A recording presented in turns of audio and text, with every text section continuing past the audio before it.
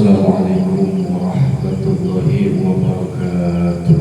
Waalaikumsalam warahmatullahi wabarakatuh. Bismillahirrahmanirrahim. Alhamdulillahi rabbil alamin.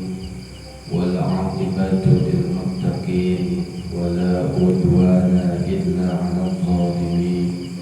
Asyhadu an la ilaha illallah wahdahu la syarika lah. Al-Malikul Haqqul Mubin. Wa asyhadu anna sayyidana wa nabiyyana Muhammadan abduhu wa rasuluhu as-sadiqul wa'dil amin. Allahumma salli wa sallim wa barik ala sayyidina wa maulana Muhammadin wa ala alihi wa sahbihi ajma'in. Amma ba'du. Subhanaka la ilma lana illa ma 'allamtana innaka antal alimul hakim. Rabbana iftah bainana wa baina qaumina bil haqqi wa anta khairul fatihin.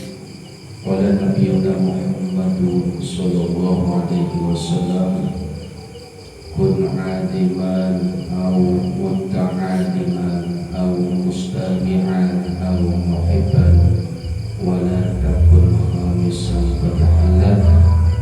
Subhanallahul azim wa sallallahu rasulun nabiyul habibul karim wa nahnu 'ala dzalika minasy syahidin wa syakirin walhamdulillahi rabbil alamin. Ya Allah, Bapak Musyikin, Bapak Ustaz Aceh, Bapak-bapak yang hadir pada malam hari ini, puji syukur kita panjatkan kehadirat Allah Jalla Jalaluhu, Allah Ar-Rahman Ar-Rahim, yang Maha Pengasih, Maha Penyayang. Sampai saat ini kita masih mendapatkan begitu banyak nikmat dari Allah Subhanahu wa Ta'ala, nikmat iman, nikmat Islam, panjang umur, sehat walafiat. Dari bulan yang lalu sampai bulan yang sekarang, ternyata kita masih diberikan kesempatan oleh Allah Subhanahu wa Ta'ala bisa hadir di musala ini, yang tidak lain adalah tujuannya untuk menggugurkan kewajiban kita, yakni thalabul ilmi, yang diperintahkan oleh baginda Rasulullah. Mudah-mudahan kita yang hadir selalu mendapatkan berkat dari Allah Subhanahu wa Ta'ala. Kita yang hadir malam hari ini, inilah orang yang dikehendaki oleh Allah. Kalau Allah tidak berkehendak, maka tidak akan pernah ada dan tidak akan pernah terjadi karena Allah tidak berkehendak. Begitupun dengan kita yang hadir di majlis ini, karena Allah kehendak kita bisa hadir. Sekalipun rumahnya dekat, dia mendengar pengeras suara, tapi Allah tidak menghendakinya, maka tidak akan hadir. Itulah sebabnya Allah yang yuqallibal qulub, yang membolak-balikan hati manusia. Hati tergerak sebab Allah menggerakkan hati manusia. Kemudian karena hati ada niat, kemudian seluruh tubuh akan berangkat sampai kemari. Alhamdulillah kita bisa hadir. Dan ngaji itu selain memang suatu kewajiban yang harus kita laksanakan setiap hari. Kalau kita bisa ngaji setiap hari, mungkin karena kesibukan seminggu sekali harus kita ngaji. Seminggu sekali kagak bisa, 15 hari sekali. 15 hari sekali, ya sebulan sekali, seperti yang kita laksanakan. Karena dosa ngaji itu tidak akan pernah hilang dengan ibadah-ibadah yang lain. Seseorang sudah berangkat haji, pulang pergi umroh, sama pulang pergi juga berapa kali berangkat umroh, kemudian puasa, sholat, dan sedekah lain sebagainya, dia laksanakan ibadah-ibadah tersebut, tapi dia tidak ngaji, tidak duduk di pengajian 1 jam, maka dosa itu akan ada, tidak akan hilang. Dan hilangnya dosa itu ya dengan ngaji. Inna minadz dzunubi dzunuban, sesungguhnya di antara dosa ada dosa la yukaffiru anhu sholatun, yang tidak bisa bersih dosa tersebut dengan sholat, wala siyamun, tidak bisa bersih dengan puasa, wala hajjun, tidak bisa bersih dengan haji, ila umum fi talabil ilmi, kecuali umumnya duduk 1 jam di pengajiannya. Ini kita termasuk gugur kewajiban, Pak. Gugurkan kewajiban kita ini. Pak Musyid gugur, Pak Ustaz Aceh gugur, kita semua gugur. Gugur dosa ngaji. Seseorang menyangka enggak ngaji, udah ibadah baik, sholat udah, puasa Ramadan saya kerjakan, sedekah saya kerjakan, itu ada baik, dia nggak sadar, itu dosa ngaji. Ini kita gugurkan kewajiban kita. Ternyata malam hari ini dosa kita dihapus oleh Allah Subhanahu wa Ta'ala. Dan yang paling istimewa dari ngaji itu adalah karena nilai pahalanya yang 1000 rakaat sholat sunnah. Tidak ada ibadah lain yang pahalanya sebanding dengan sholat sunnah 1000 rakaat. Sholat enggak, puasa enggak, karena memang setiap ibadah itu punya fadilah masing-masing, punya keutamaan masing-masing. Nah, ngaji itu keutamaannya selain memang suatu kewajiban, sholat sunnah 1000 rakaat akan kita dapatkan dari Allah Subhanahu wa Ta'ala. Siapa yang sanggup sholat sunnah 1000 rakaat? Saya itu sanggup, Pak. Sholat bisa aja, sholat isya nih ya, dari qobliyah 2 rakaat, isya 4 rakaat, umpamanya ba'diyah 2 rakaat, sama witir 3, males minta ampun, berat benar. Itu bulan 1000 itu berapa biji? Itu witir 1, witir 1 berat ya. Oleh karenanya witir 1 berat, ya udah duduk ngaji 1000 rakaat sholat sunnah ya. Nah, kalau seseorang ngaji sebulan umpamanya 3 kali ngaji, berarti 3000 rakaat sholat sunnah. Kalau 4 kali ngaji, ya 4000 rakaat sholat sunnah. Di mana kita dapatkan? Hanya di ngaji ya. Orang berangkat umroh, pahala sholat sunnah 1000 rakaat ya, itu hanya didapatkan di Masjid Nabawi Madinatul Munawwarah, 2 rakaat berbanding 1000 rakaat ya. Kalian rajin tuh pokoknya dia setiap sholat 2 rakaat, setiap sholat 2 rakaat berbanding 1000 rakaat, 1000 rakaat ya. Hanya di Masjid Nabawi. Kemudian lebih besar lagi di Masjid Makkatul Mukarramah, Masjidil Haram, 100.000, lebih banyak lagi, berlipat ganda, 2 rakaat berbanding 100.000 rakaat sholat sunnah. Di kita nggak ada.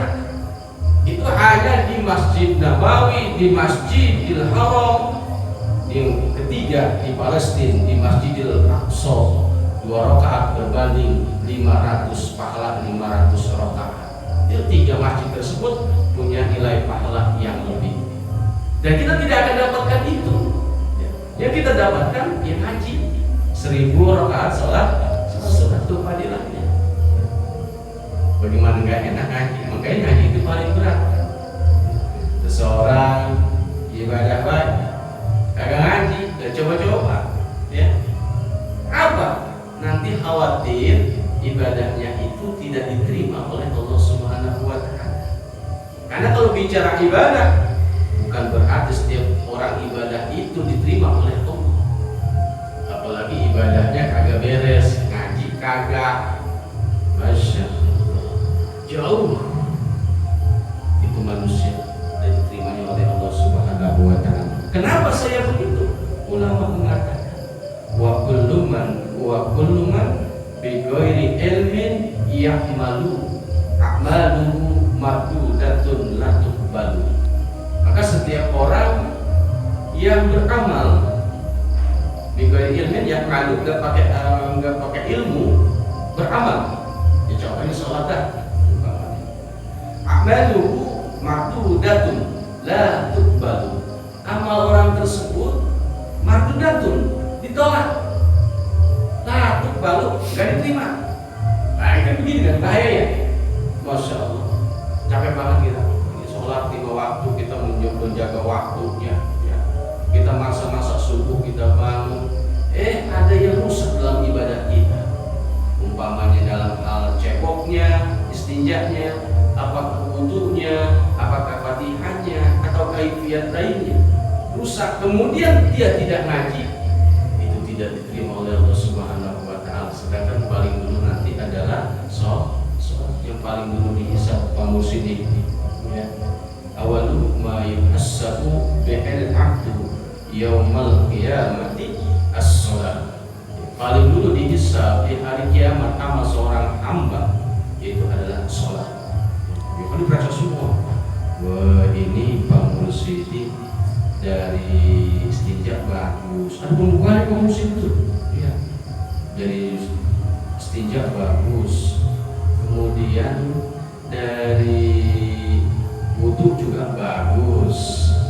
Diperiksa lagi, coba kebet lagi yang malaikat. Oh ini dari baca takbir bagus. Cuma Fatihah ini ada yang agak beres ini. Itu nanti periksa begitu tuh. Ada periksaan mana semua diperiksa. Ya. Nah kalau semua dari situ udah beres, ya. Terakhir ini sholatnya tanpa anil fahsya wal munkar apakah bisa mencegah dari perbuatan keji atau munkar? Apa enggak? Nah itu semua periksa tuh. Ya. Kalau semua beres kemudian sampai tanpa anil fahsya wal munkar, itu berarti bagus sholatnya.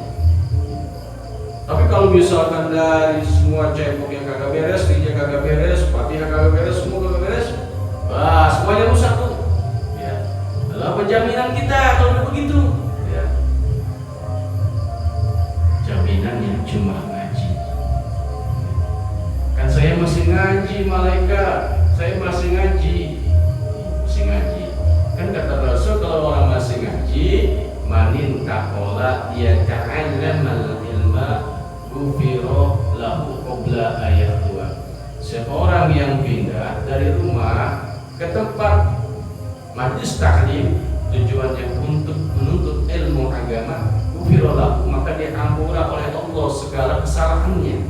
Itu jaminan kita depan di hadapan Allah nanti. Woi, sholat masih rusak ini ente, cekoknya, bacaannya, kaifiatnya, tapi saya masih ngaji.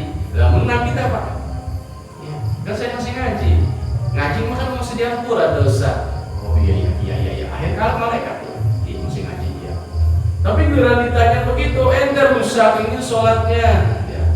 Masih ngaji ada sudah datang ya kagak. Nah udah begitu ribet Pak, udah begitu. Apa yang harus kita banggakan? Udah begitu, apa yang bisa menjamin kita? Cuma tadi kun aliman, atau muta'aliman, atau mustami'an, atau muhibban. Ini orang seperti ini, ya. Jadi orang alim kagak, ya. Muta'alim belajar kagak, mustami'an dengerin ulama kagak, muhibban cinta sama ulama kagak, patahlah maka celaka. Mungkin di antara ini ada alim dia mahabbah kepada ulama. Sebab mahabbah sama ulama itu barangkali bisa mendapatkan syafaat dari ulama tersebut. Kan yang susah itu Pak. Kadang orang ngaji kagak, belajar kagak, jadi alim kagak, dengerin ulama kagak, cinta sama ulama kagak. Sama ulama gede baik. Orang nyamperin dakwah begini enggak ngaji agak pedes amat dan orang begitu. Padahal itu salah guys. Buku ulama mau dinyampaikan begitu memang garis lurus ya. Bukan ulama yang salah, awak dia yang salah. Jangan dibenci ulama mah, karena ulama warasatul anbiya. Kita benci sama ulama maka sama dengan benci sama Rasul. Rasulullah mengatakan akrimu al ulama, muliakan oleh kamu akan ulama. Tuh, Rasulullah mengatakan begitu, Pak. Ya, muliakan ulama. Kenapa? Man akromal ulama faqad akromani. Siapa orang yang telah memuliakan ulama, faqad akromani, maka sungguh dia telah memuliakan aku, kata Rasul. Kok bisa sampai Rasul mengatakan begitu? Karena dalam diri ulama itu ada risalah Rasul dari Al-Quran, hadis yang disampaikan kepada umat dari lidah ke lidah. Ya. Ulama, setiap ulama menyampaikan Al-Quran, menyampaikan hadis, menyampaikan fikih, menyampaikan tauhid, ya, supaya manusia berlaku lurus sesuai dengan aturan-aturan agama. Gila disampaikan benci sama ulama. Ya. Wah, ini parah ini, Pak. Orang kalau tahu udah benci sama ulama, enggak bedanya sama Abu Jahal sama. Orang beda, kagak beda. Abu Jahal, Abu Lahab temen itu. Kenapa? Yang benci Rasul, Abu Jahal, Abu Lahab mamangnya dia lagi sama tuh, sebangsa begitu, ya. Dia mengaji kagak, orang ulama benci baik. Waduh, bahaya nih. Bisa celaka akhirat. Di dunia akhirat itu kaum manusia yang seperti itu. Kita kan pengennya dalam hidup ini, di dunia kita bahagia, akhirat kita bahagia. Itu keinginan kita seperti itu. Kalau di dunia kita susah masih rame-rame, bener ya? Ya. Kan perjalanan kita masih jauh. Sekarang kita di dunia, kita memang dunia ini tempat kita berbekal, tempat kita menanam ini dunia. Allah menghidupkan kita di dunia, memberikan kesempatan kita untuk beramal sebanyak-banyaknya untuk bekal menuju akhirat, karena perjalanan kita masih jauh. Setelah ini kita mati, kita ini di alam barzah, dewek-dewek. Kalau di padang mahsyar rame-rame, kalau di alam kubur dewek-dewek. Allahu Akbar. Istri, anak yang kita cintai, kita tinggalkan. Harta semua kita tinggalkan, sampai baju yang kita pakai kita tanggalkan juga. Ya, semua kita tanggalkan, pangkat, jabatan, baju kita tanggalkan, yang bawa kita ini kita pakai, kita tanggalkan juga, kan mantap ya. Itu mati cuma hanya kain kan? Kapan? Subhanallah. Yang makainya kapan? Ya, pakai kapan? Ya kapan makainya? Iya, kain kapan? Itu yang kita bawa. Setelah mati, kita diproses dua malaikat yang akan datang sama kita. Ya. Karena dalam kubur itu cuma dua. Pertama, raudhah min riyadil jannah. Kedua, al-hufratun min hufarin nirah. Bisa jadi kuburan kita taman surganya Allah, bisa jadi makam kita, kuburan kita jadi lubangnya api nerakanya Allah. Ini disebut adab kubur. Nah, itu kita harus dengan waspada itu. Ya. Kenapa? Dahsyatnya adab kubur luar biasa.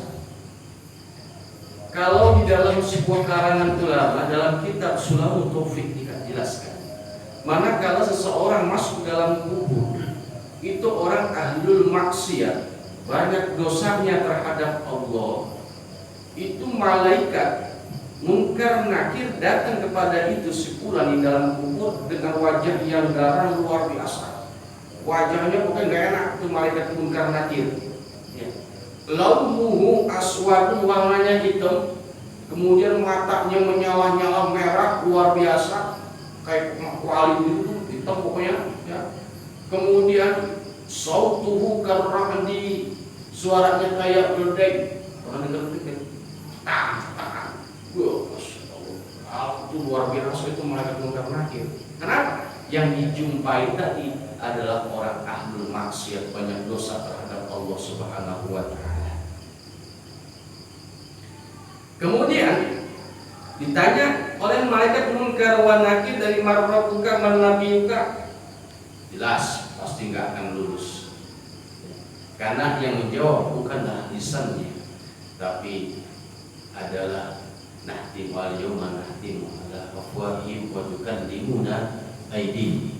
Yang membicara adalah tangannya, wa tukallimuna aydihim, dan wa tashhadu arjuluhum, disaksi bersihkan dua kaki. Yang ngomong bukan lidah, tapi tangan.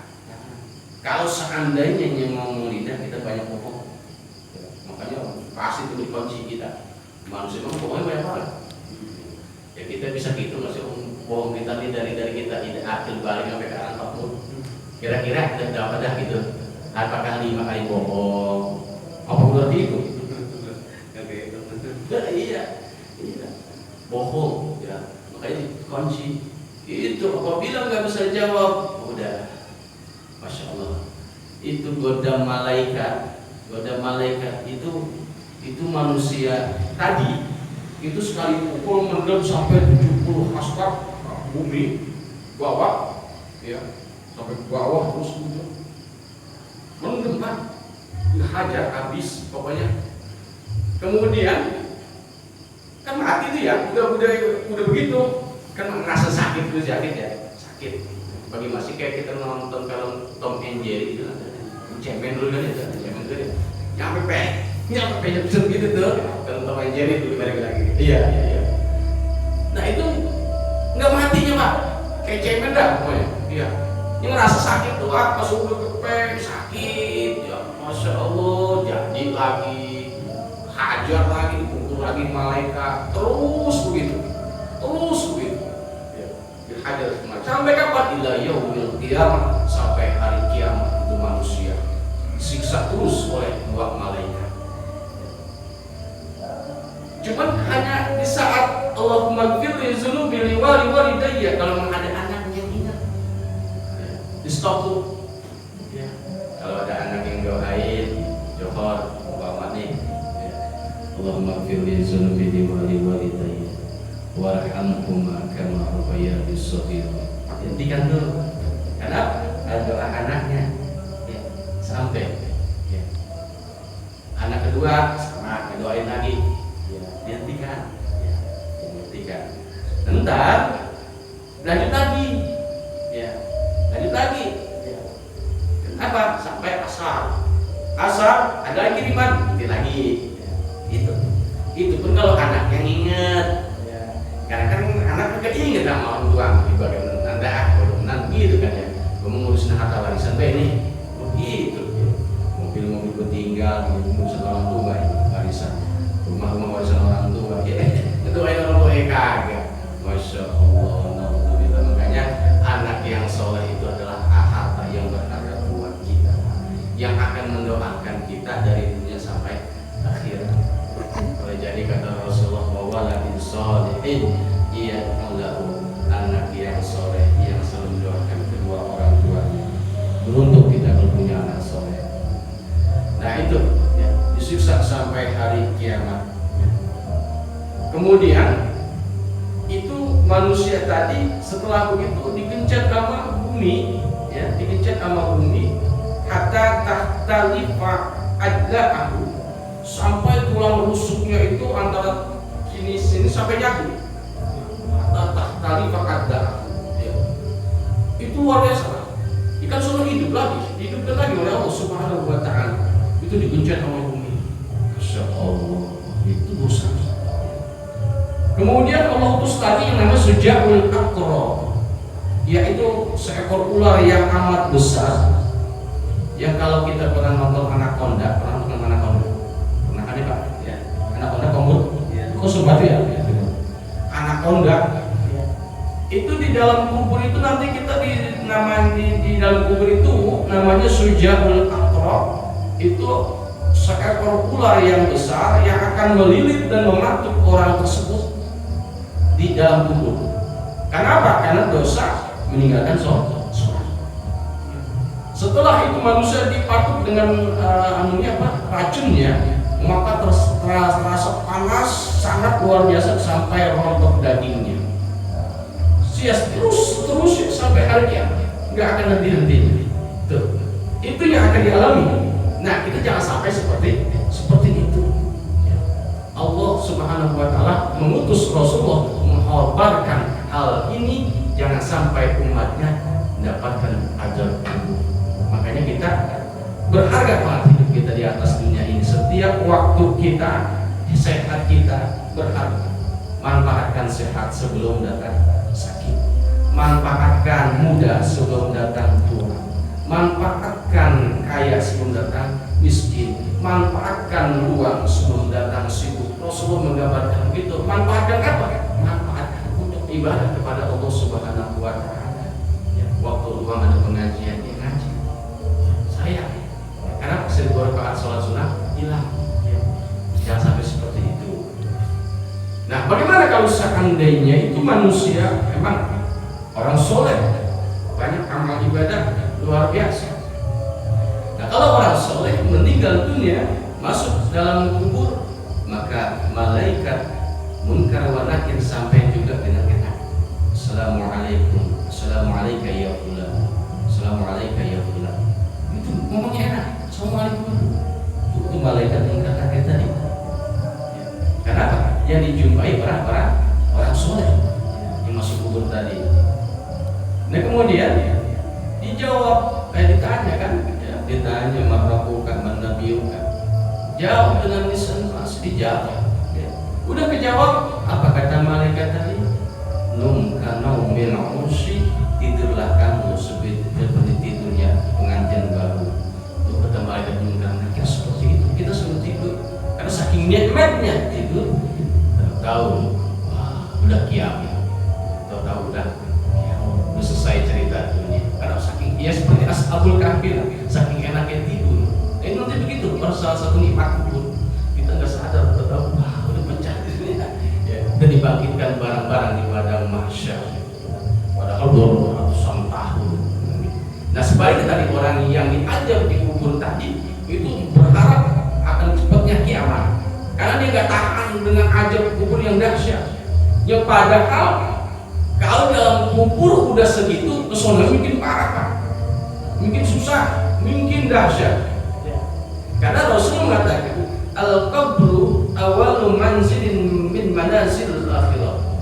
Kuburan itu adalah suatu tempat dari tempat akhirat. Salah satunya. Paman najah minhu, pama ba'dahu aisar. Siapa orang yang selamat dari kubur, maka sesudah kubur, pama ba'dahu aisar, maka sesudah kubur itu akan mudah. Paman lam yanjum minhu, maka siapa orang yang tidak selamat dari adab kubur, pama ba'dahu asyadun, maka sesudah kubur maka lebih parah, lebih banget azab Allah Subhanahu wa Ta'ala. Jadi makanya orang yang dapat nikmat kubur, maka kesolehan mungkin nikmat lagi. Orang yang dapat adab kubur, kesolehan mungkin parah adabnya, mungkin susah, mungkin dahsyat kesengsaraannya. Itulah sebabnya ya, jangan sampai hidup kita sia-sia. Setiap detik, setiap apapun kita manfaatkan sebaik mungkin. Allah berikan nikmat panjang umur sehat ini yang harus kita pertanggungjawabkan dan kita manfaatkan untuk berbekal diri menuju ridho Allah Subhanahu wa Ta'ala. Bapak hadirin yang dimuliakan Allah Subhanahu wa Ta'ala, itu sepintas tentang masalah adab kubur. Dan malam hari ini ada baiknya kita ngebahas tentang masalah fikih sedikit ya, tentang masalah ibadah kita yang mudah-mudahan sudah sesuai ya.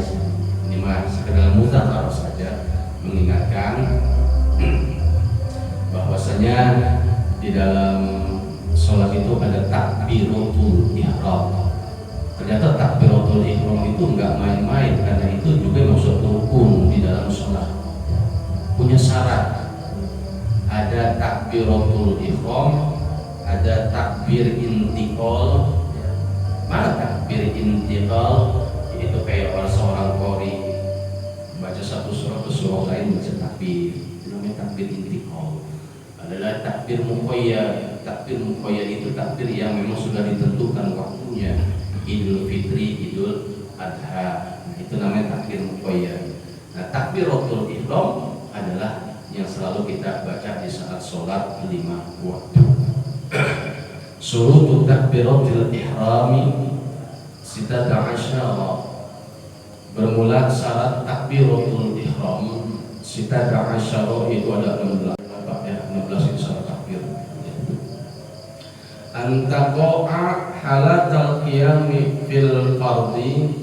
Yang pertama syarat takbiratul ihram yaitu dibacanya saat lagi berdiri fil fardhi pada sholat fardu. Jadi yang namanya takbiratul ihram pastilah kita baru lagi duduk pasti berdiri kan? Ya, lagi duduk kan pasti berdiri. Ya, takbiratul ihram. Apalagi memang belum bisa berdiri. Gitu. Wa antakuna bil arabiyyati, dan yang kedua keadaan takbiratul ihram itu dengan bahasa Arab. Ya, dengan bahasa Arab. Coba apa jadinya kalau bukan dengan bahasa Arab? Ya, orang Jawa, ya, dengan bahasa Jawa bagaimana bahasanya? Allahumma agung gitu. Kata orang Banten begini, kata orang Sunda begini. Nah itu bisa ribet rame-rame dan berjamaah. Nggak ribet ya. Iya. Makanya itu Islam menyatukan dengan kalimat satu takbir Allahu Akbar umat wahidah dengan bahasa Arab. Kemudian wa antakuna bilabdil jalalah, yang ketiga syarat takbir itu dengan lafaz jalalah. Fala yasihu ar-rahmanu akbar, maka tidak sah takbirat itu dengan lafaz ar-rahmanu akbar. Karena Ar-Rahman juga nama Allah, tapi nggak boleh diganti, tetap aja Allahu Akbar. Nggak boleh Ar-Rahmanu Akbar, juga kagak boleh, tetap Allahu Akbar. Warabbi'u, yang keempat kaunuha bilabdi akbar fala yakfi Allahu kabir. Yang keempat keadaan tadi lafaz jalal tadi itu tidak cukup dengan Allahu kabir. Ar-Rahman akbar nggak boleh juga. Allahu kabir ganti kagak boleh juga. Padahal kalimatnya itu tuh juga. Ya, tapi beda kalau akbar dengan kabir. Ya, tapi tetap nggak boleh diganti, tetap Allahu akbar. Nggak boleh Allahu kabir. Jangan seandainya boleh, seandainya boleh. Itu Pak Mursidi sholat Allahu akbar. Ustaz aja yang lain Allahu kabir. Biar yang lain jamaah Ar-Rahman akbar. Jangan ribet ya. Makanya tetap aja satu Allahu akbar, Allah maha besar. Kemudian wa khamisu at-tartibu bain lafzaini fala yakfi akbarullah. Man kelima tertib baca takbir di antara dua lafaz tadi, ya. Fala yakfi akbarullah, maka tidak cukup takbir itu dengan menyebut, dibalik lagi dia bukan Allahu Akbar tapi akbarullah. Akbarullah. Itu kan kalimat sama tuh ya, cuma dibalik gitu. Nah itu nggak cukup, sama, nggak sah itu. Tetap aja Allahu Akbar, nggak boleh akbarullah, nggak boleh.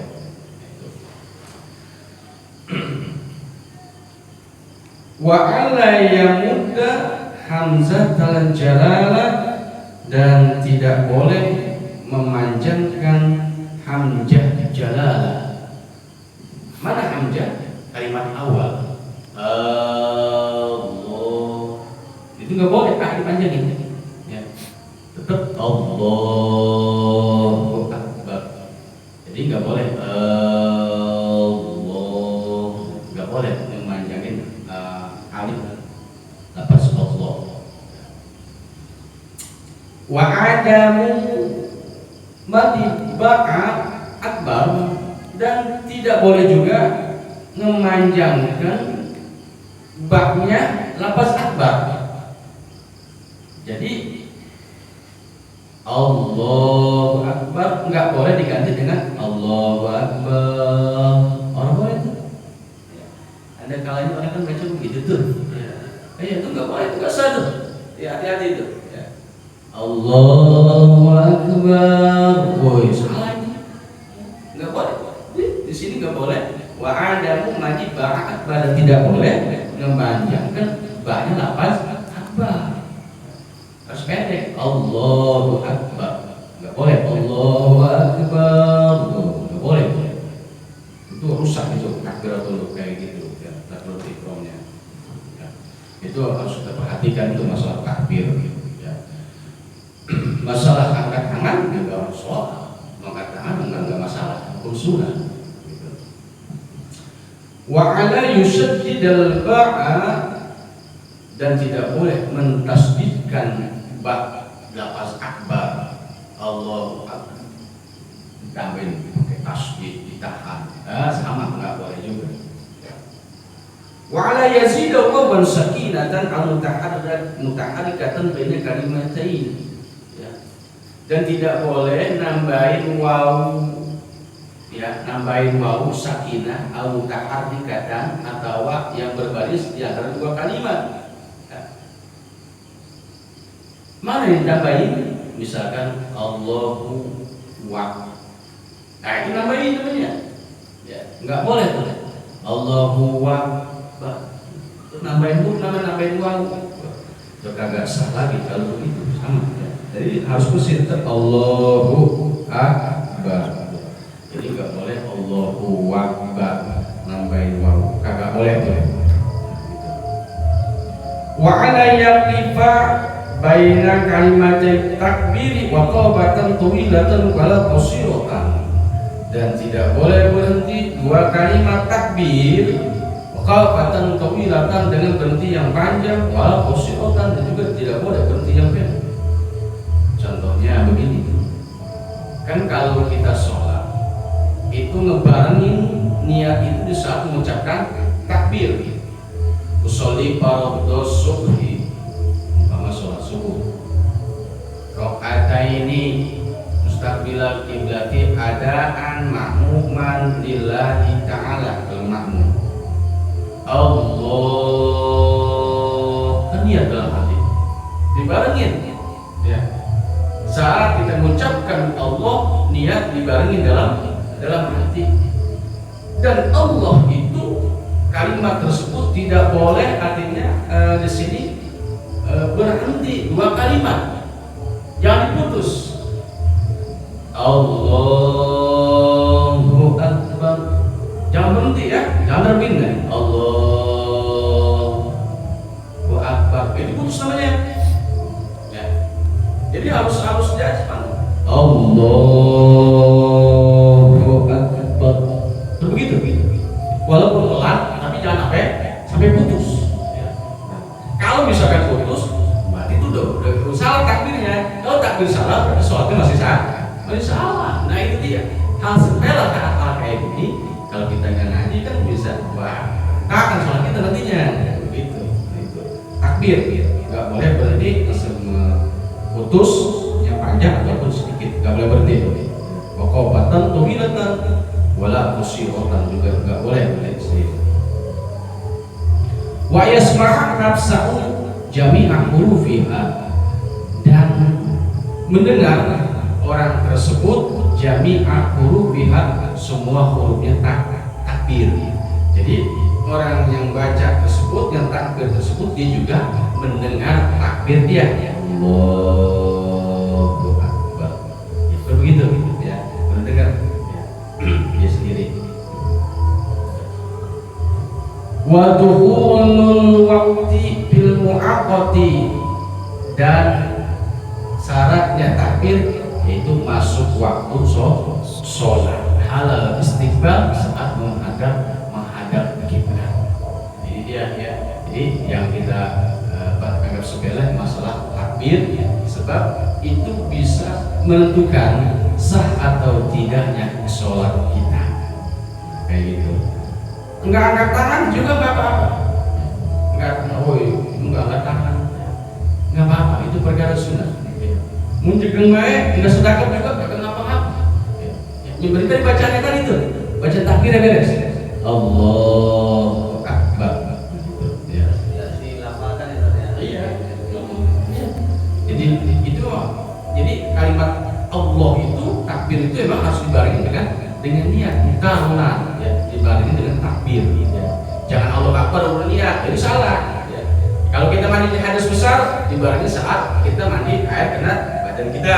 Kalau kita mewudu, saat kita membasuh muka.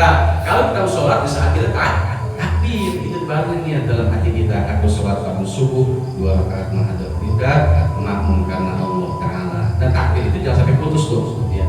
Walaupun pelan tapi kita dengar sampai putus. Wa ta'khiru takbiratil ma'mumi an takbiratil imami, dan mengakhirkan takbir makmum daripada takbirnya imam. Nah, jadi kalau makmum itu takbirnya jangan mudah-mudah imam, paham mudah-mudah. Nah, ada orang sholat mudah-mudah kan ya. Jadi dengerin dulu tuh, kalau imam udah takbir, baru dia takbir tuh makmum. Karena ada orang tahu imam udah takbir, imam udah rukuk, dia udah rukuk, udah sujud, mudah-mudah baik. Nah, kalau yang begitu, itu makmum jadi rusak sholatnya. Jadi biarin imam takbir dulu ya, baru kita takbir. Nah begitu. Imam ruku ya baru kita ruku. Ya, imam sujud baru kita sujud. Jangan mudah-mudah imam baik. Nah, kalau begitu makmumnya tadi rusak sholatnya si makmum, bukan si imamnya, tapi rusak sholatnya si makmum. Nah itu ya. Kayaknya nggak semua ibadah itu diterima oleh Allah Subhanahu Wa Taala. Sebab dia tidak pakai ilmu. Kerjaan mah kalau pakai ilmu beres. Tapi kalau nggak pakai ilmu, berantakan amalan. Ya, pakai setiap sesuatu serahkan pada ahli. Nah, untuk bisa jadi ahli, makanya wajib kita belajar dari situ. Karena apa sih? Karena masalah ibadah mah beda dengan urusan maksiat. Kalau maksiat, mabok, judi, kagak ada rukun, nggak syarat. Dia kagak ada penjelasannya. Ya, syarat mabok, kudu punya duit, terus kudu teler, kudu lupa, kudu begini kagak ada tuh, lalu nggak ada ya. Tapi kalau ibadah dari cebok itu diatur ya. Masalahnya ibadah ini Gusti Allah ada aturannya tuh ya. Itulah bedanya antara ibadah dengan maksiat ya. Kita pengen ibadah kita diterima oleh Allah Subhanahu Wa Ta'ala. Meskipun Allah nggak butuh dengan ibadah kita, Allah nggak butuh dengan segala apapun, enggak ya. Allah itu layak takiru bisyai'in. Allah nggak butuh dengan sesuatu apapun juga. Justru yang sesuatu itu butuh Allah ya. Orang nggak ibadah sedunia ini ya, Allah nggak rugi enggak ya. Tapi itu sedunia ini ibadah semua ya, Allah juga kagak rugi ya. Semuanya adalah untuk kita juga ya. Karena sifat Rahman dan Rahimnya Allah, terserah lu mau ngikutin agama, gue siapin surga, tempatnya enak. Ya. Lu nggak mau ngikutin agama, lu ngikutin Muhammad Rasul gue, bahasanya, ya. Terserah, neraka, gue tempatin. Ya. Mau yang paling bawah, silakan, gue tempatin. Ya. Silakan lu pilih, begitu ya. Ya cuma kita naudzubillah jangan sampai ke situ. Ya. Kita panas itu terapa tahu ya, panas di dunia ya. Iya, panas di dunia kan 2 hari itu sudah rasa ampun panas ya. Apa ibadah mahsyar itu naudzubillah min dzalik ya, masyaallah ya. Makanya inilah kita dikasih kesempatan oleh Allah Subhanahu Wa Taala untuk terus beribadah dan juga jangan sampai kita tinggalkan untuk ngaji ya. Karena itulah jaminan kita nanti di hadapan Allah Subhanahu Wa Taala, kita masih ngaji, gugurkan kewajiban kita.